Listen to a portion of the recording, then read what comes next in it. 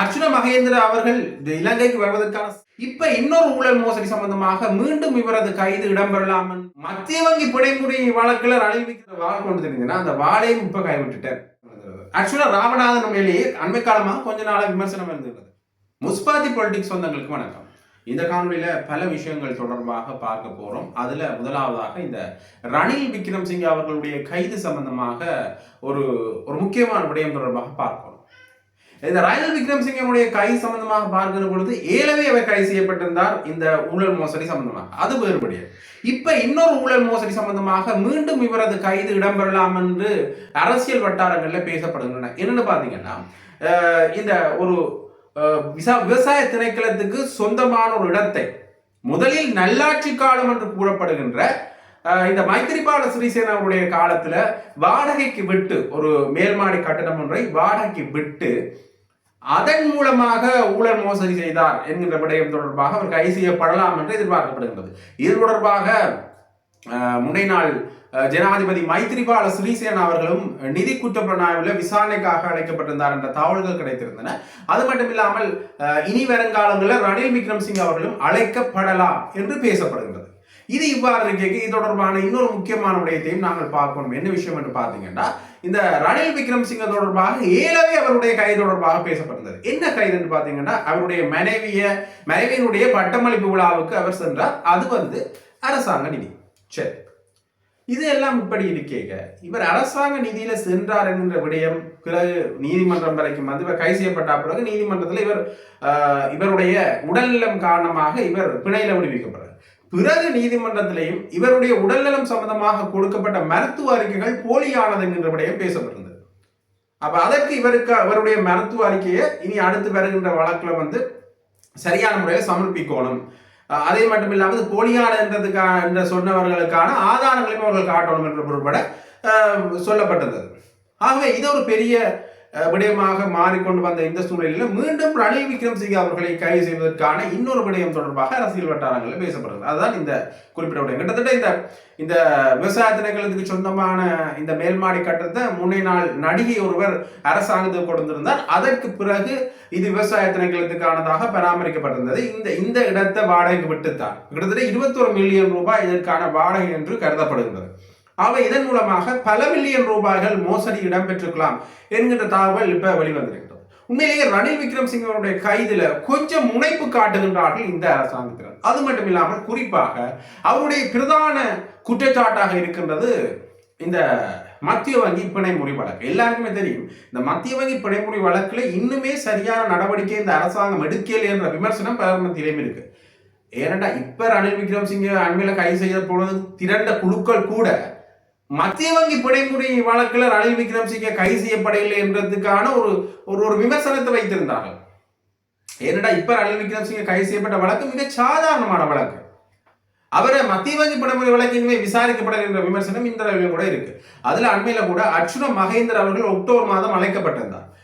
அர்ச்சுன மகேந்திர அவர்கள் இலங்கைக்கு வருவதற்கான சாத்தியப்பாடுகள் குறைவு. ஏன்னு பாத்தீங்கன்னா, அர்ச்சுன மகேந்திர அவர்கள் இந்த குறிப்பிட்ட வழக்கு சம்பந்தமாக, அதாவது இந்த மத்திய வங்கி பிணைமுறை வழக்கு சம்பந்தமாக அவர் அழைக்கப்பட்டிருந்த பொழுது அவர் சிங்கப்பூர்ல ஒரு குறிப்பிட்ட நிறுவனத்தின் மிகப்பெரிய பதவி ஒன்றில் இருந்தார். ஆகவே அந்த நிறுவனம் கூட அவரை விடாது. அது மட்டும் இல்லாமல் சிங்கப்பூர்ல இது தொடர்பாக பேசிய பொழுது கூட அவரை விடுவதற்கான சாத்தியப்பாடுகள் இல்லை என்றுதான் பேசப்பட்டது. ஆகவே இப்ப கூட பல பாதாள உளவுக்குழு உறுப்பினர்கள் வெளிநாட்டில இருந்து கொண்டு வரப்பட்டார்கள். அது வேறுபடியும். ஏனென்றால் அங்க இன்டர்போல் உதவி இருந்தது.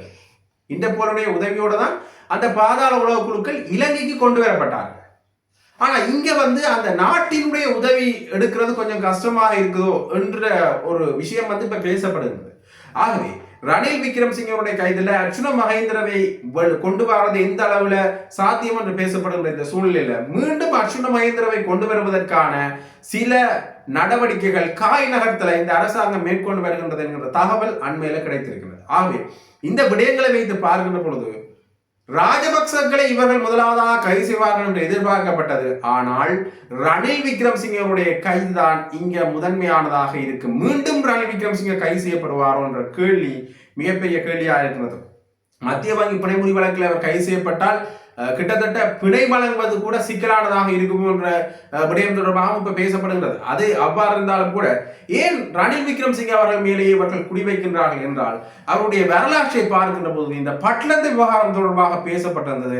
இந்த பட்லந்த விவகாரத்தின் பிரதான நபராக பார்க்கப்படுகிறது ரணில் விக்ரமசிங்கே, அவருடைய மாமனார் மற்றும் ரணில் விக்ரமசிங்கே. ஆகவே இந்த பட்லந்த விவகாரத்துல பட்லந்த வதை முகாமுக்கு அடிக்கடி சென்று வந்த நபராக ரணில் விக்ரமசிங்கே பார்க்கப்படுகிறார்.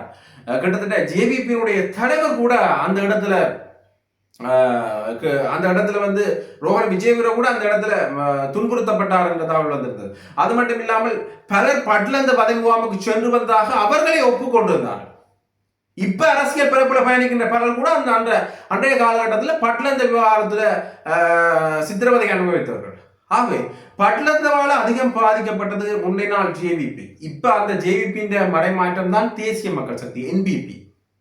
ஆக இந்த என்பிபி ரணில் விக்ரமசிங்கவை கைது செய்வதற்கான பிரதான காரணம் இந்த பட்லந்த விவகாரம் தானோ என்கிற கேள்வி இன்றளவிலும் பலர் மனதில் இருக்கிறது தான் சொல்லணும்.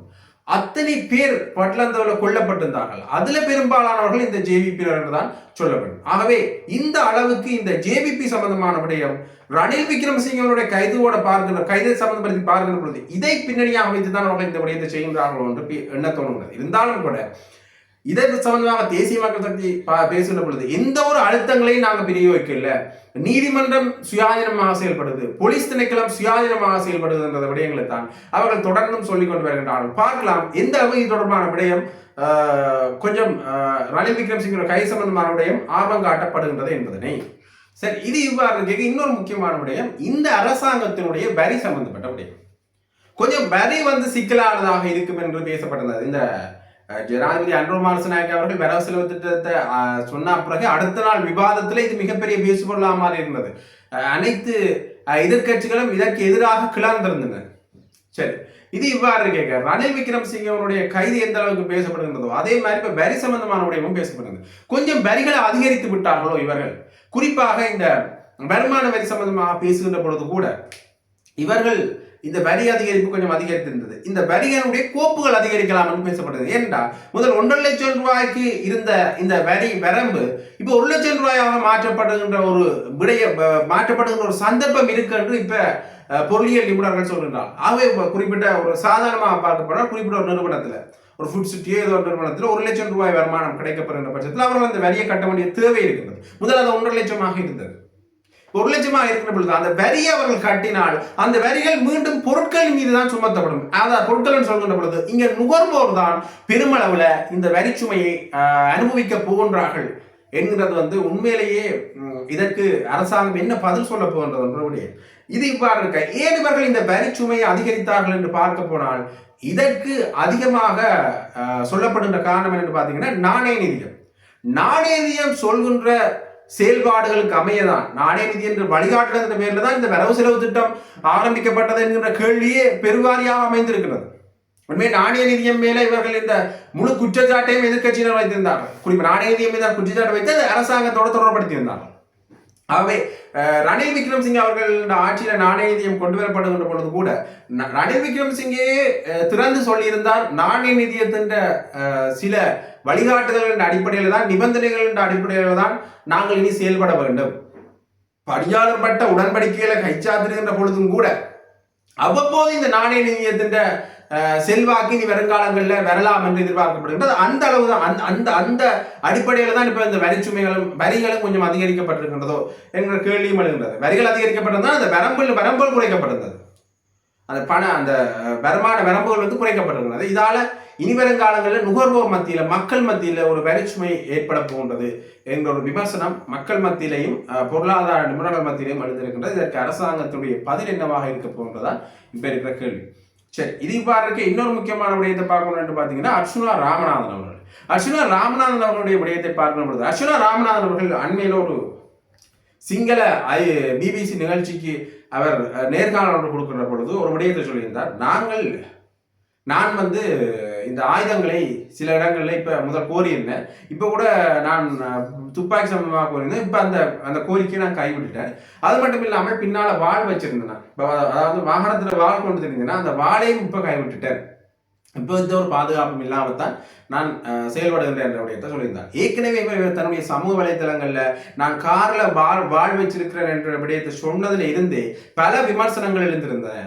ஆகவே அதற்காகத்தான் இவர் இப்ப இந்த விடயத்தை மாற்றி சொல்றார்கள் என்ற விமர்சனம் இருந்தது. ஆக்சுவலா ராமநாதன் மேலேயே அண்மை காலமாக கொஞ்ச நாளாக விமர்சனம் இருந்திருந்தது.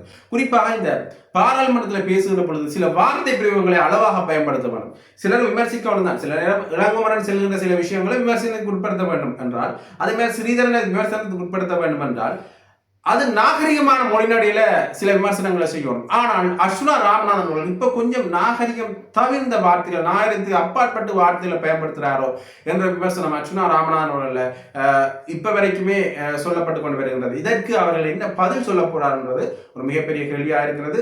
இப்படியாக பல விடயங்கள், பல செய்திகள் தொடர்ந்து வெளிவந்த வண்ணமே இருக்கின்றன. அந்த செய்திகளை அறிந்து கொள்வதற்காக முஸ்பாத்தி பொலிட்டிக்ஸ் சேனலோட நெஞ்சிருங்க. நன்றி, வணக்கம்.